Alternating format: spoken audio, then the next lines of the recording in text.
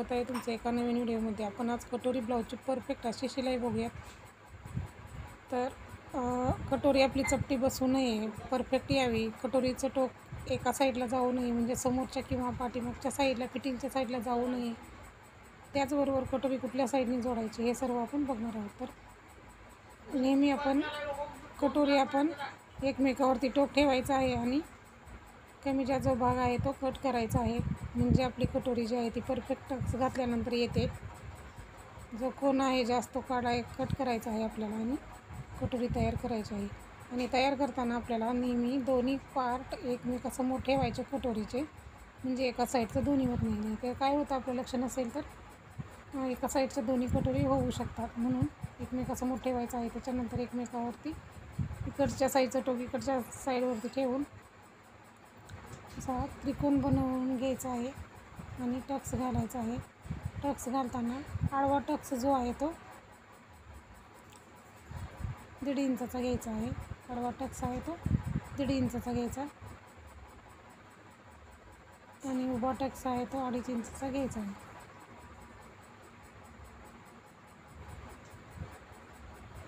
तर प्रत्येक वेळेस आपण आडवा टक्स 1.5 इंचाचा घ्यायचा आहे आणि उभा 2.5 इंचाचा घ्यायचा आहे। उंचीनुसार तुम्हाला बदल करायचा आहे। जास्तच उंची ब्लाऊजची असेल 15-16 असेल तर 3 इंचाचा टक्स घ्या तुम्ही। इथं मी 2.5 इंचाचा टक्स घेतलेला आहे। क्रॉस लाईन आखून घ्यायची आहे आणि बरोबर त्या क्रॉस लाईन आखलेली आहे, मार्किंग केलेलं आहे, त्यावरती शिलाई करून घ्यायचं आहे। डबल शिलाई करून घ्यायचं आहे कटोरीला आपण डाच घेताना।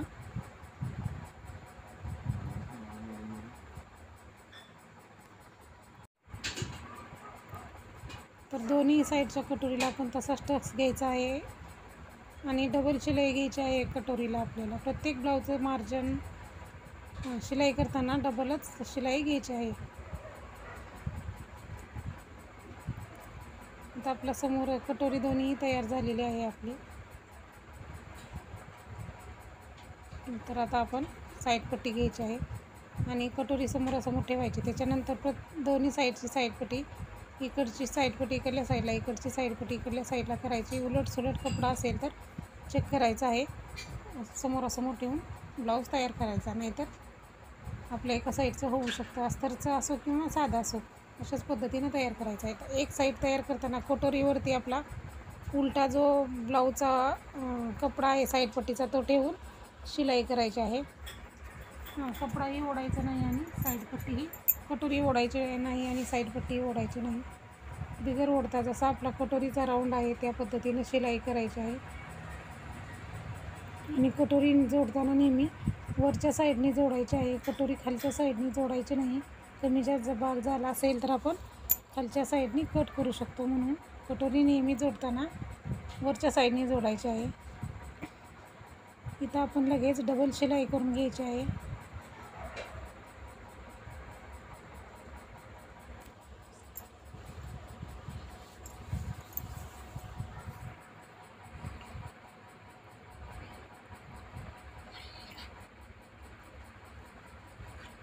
तर आता जो जास्त बाद झालेला कटोरीचा पार्ट आहे तो आपण मार्क करायचा आहे, कुठपर्यंत कट करायचं। कटोरीला टक्स घेतलेला आहे त्याच्या अलीकडंच आपल्याला क्रॉसमध्ये कट करायचं आहे, तेवढा कोण आम्ही कट केलेला आहे।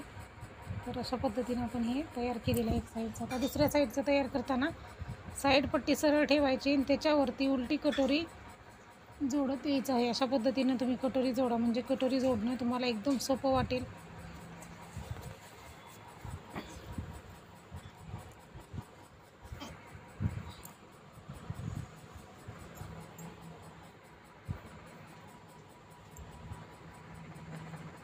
आणि कटोरीला नेहमी ब्लाऊजच्या प्रत्येक पार्टला डबल शिलाई करायची आहे।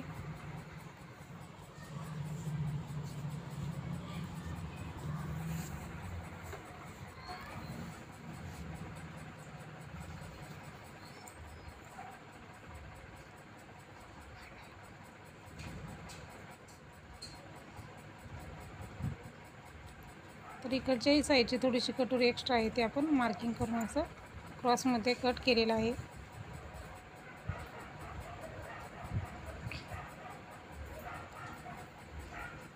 क्रॉसमध्ये आपण कट करायचं आहे। तर आता आपण कटोरी साईड पट्टीला जोडून घेतलेली आहे। आता आपल्याला क्रॉसपट्टी जोडून घ्यायची आहे. क्रॉसपट्टी जोडताना जी बाजू आहे ती आपल्याला हुकलूक पट्टीकडे लावायची असते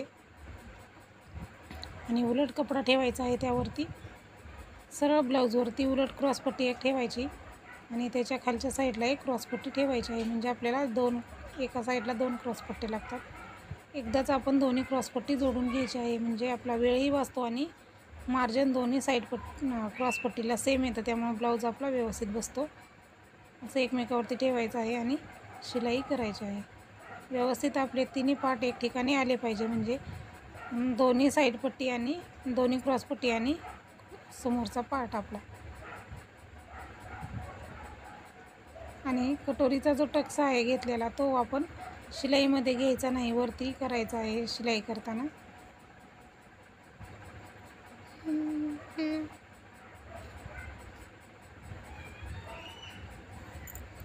त्याच्यानंतर आपल्याला व्यवस्थित असं शिलाई आणि कटोरीला जो टक्स घातलेला जो आहे त्याच्या अलीकडचं जे शिलाई मार्जिन आहे तेही आपल्याला समोरच्या बाजूला कटोरी जोडलेलं शिलाई मार्जिनही करायचं आहे. म्हणजे कटोरी गोल राहते.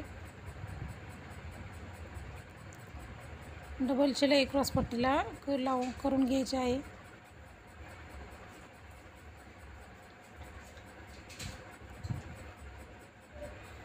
तर आपली डबल शिलाई झालेली आहे. डबल शिलाई झाल्यानंतर ब्लाऊज आपण वरच्या साईडने फोल्ड करत यायचं आहे आणि दोन्ही क्रॉसपट्टीच्या मध्ये जे आपली साईडपट्टी आणि कटोरी आहे तो पूर्ण जो पोर्शन आहे तो त्यामध्ये पॅक करून पॉकेट बनवायचं आहे. पॉकेट बनवून आपल्याला शिलाई करायची आहे आणि शिलाई करताना आतमध्ये जो आपण कपडा पॅक केलेला आहे तो शिलाईमध्ये येऊ द्यायचा नाही. म्हणजे आपलं परत आपण ते पॉकेट उकलून घेतल्यानंतर आपला व्यवस्थित असा तो पार्ट बाहेर येतो. त्यामुळे शिलाई करताना तो कपडा आतमध्ये येऊ द्यायचा नाही. डबल शिलाई करून घ्यायची आहे.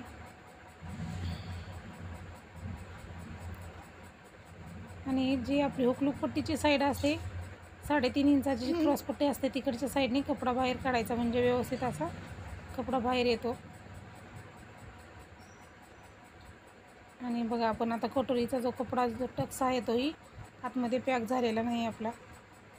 तर अशा पद्धतीने आपलं एक साईडचं पार्ट तयार झालेला आहे. एक्स्ट्रा जे आहे ते आपण कट करायचं आहे, कारण आपण हुकलूक पट्टी तयार करताना करायची आहे. आता फिटिंग करताना तो आपण भाग कटच करत असतो. व्यवस्थित अशी आपली क्रॉसपट्टी जोडून झालेली आहे. तर आता दुसराही पार्ट आपण तसंच तयार करायचा आहे. उलट सुलट जर ब्लाऊजचा उलटा सुलटा जर कपडा असेल उलट सुलट तर तुम्हाला सरळ ब्लाऊजवरती उलट क्रॉसपट्टी ठेवायची आहे. म्हणजे परत क्रॉसपट्टी सरळ केल्यानंतर पलटल्यानंतर सरळ होते.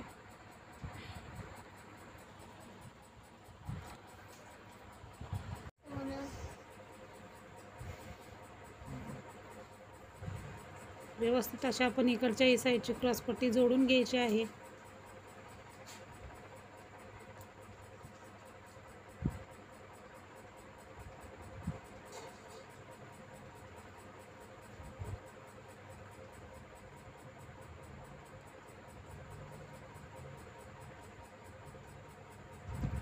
आणि पॉकेट तयार करायचं आहे. अगोदर जसं केलं तसंच आपल्याला दोन्ही क्रॉसपट्टीच्या मध्ये तो आपल्याला कपडा पॅक करून पॉकेट बनवून तिथं डबल शिलाई करून घ्यायची आहे आणि ते पॉकेट परत उकलून घ्यायचं आहे आपल्याला.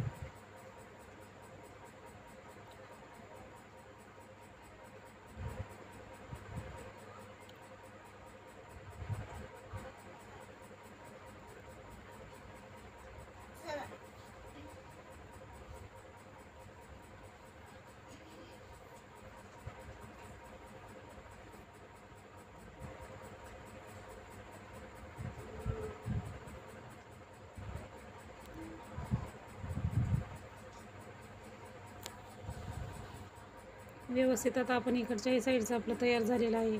एक्स्ट्रा जो पार्ट उरलेला आहे वरच्या साईडचा तो आपण कट करून घ्यायचा आहे.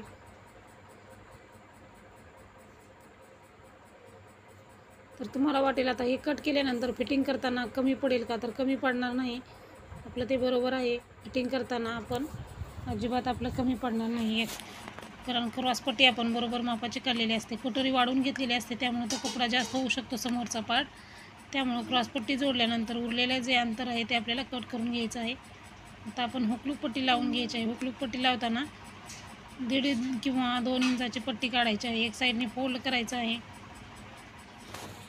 हुकची पट्टी आहे 1.5 इंचाची काढा आणि लूकची पट्टी आहे ती तुम्ही 2 इंचाची काढू शकता. दोन्ही पट्ट्याला 1/2 इंचाचं मार्जिन घेऊन फोल्ड करून घ्यायचं आहे एक साईडने.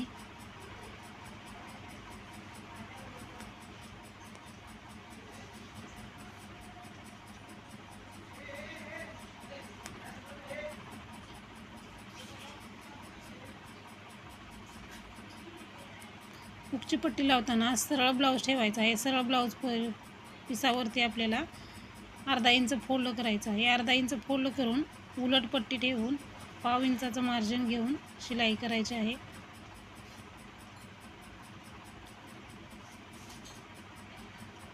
परत पट्टी समोरच्या साईडला करायची आहे. त्यावरती दाब शिलाई करून घ्यायची आहे.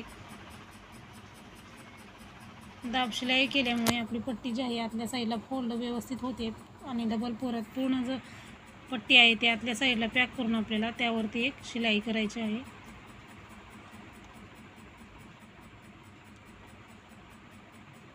उरलेला जो कपडा आहे तो कट करायचा आहे आपल्याला. आता आपण इकडच्या साईडला बघूयात. आता लूकची पट्टी लावताना आपल्याला खालच्या साईडने 1/2 इंच पट्टी फोल्ड करायची आहे. उलट ब्लाऊजवरती उलट पट्टी ठेवायची आहे. आपण अगोदर काय केलेलं आहे, सरळ ब्लाऊजवरती उलट पट्टी ठेवलेली आहे. तर आता आपण लूकची पट्टी बनवताना उलट ब्लाऊजवरती उलट पट्टी ठेवायची आहे. 1/2 इंचाचं मार्जिन घेऊन शिलाई करायची आहे.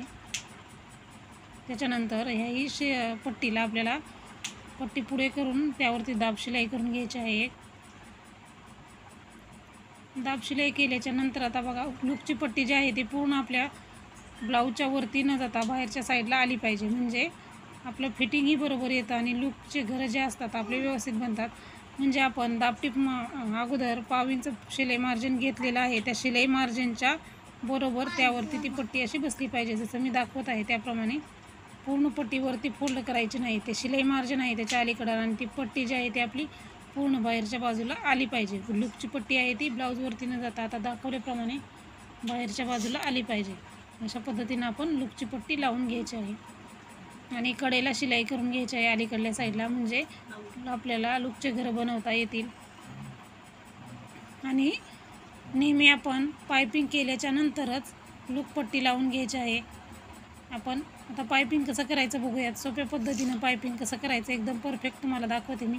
इथं 1.25 इंचाची पट्टी काढलेली आहे आणि इथं फोल्ड वगैरे केलेलं नाही आहे मी. तर आपण हुकच्या बाजूच्या साईडनी करूयात अगोदर पायपिंग. तर पट्टी जी आहे ते आपण 1/2 इंचाचं मार्जिन घेऊन शिलाई करायची आहे. पट्टीला थोडंसं ओढायचं आहे म्हणजे आपली पट्टी जी आहे ती चुना पडणार नाहीत, पायपिंगला आपल्या गोळा होणार नाही.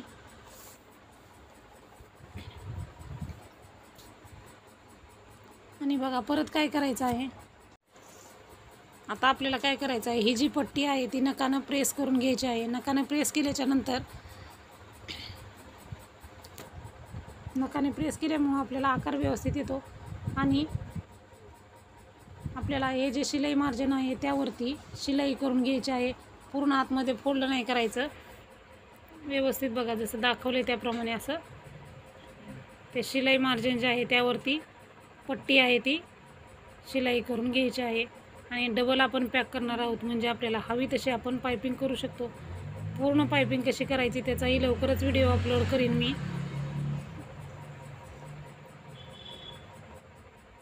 आता बघा आपण काय केलेलं आहे, पट्टी अगोदर आतल्या बाजूला पॅक केलेली आहे. त्यामुळं आपलं आतलं जे आपण शिलाई मार्जिन घेतलेलं आहे ते दिसत नाही.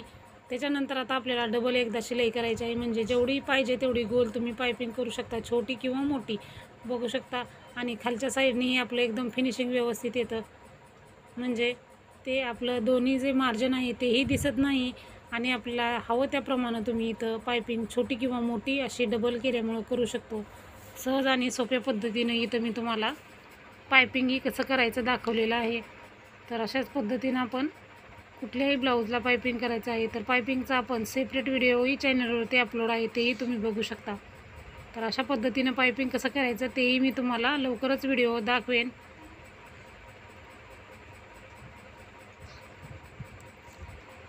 तर बघा अशा पद्धतीनं मी तुम्हाला कटोरी ब्लाऊजची समोरच्या पार्टची संपूर्ण अशी शिलाई दाखवलेली आहे.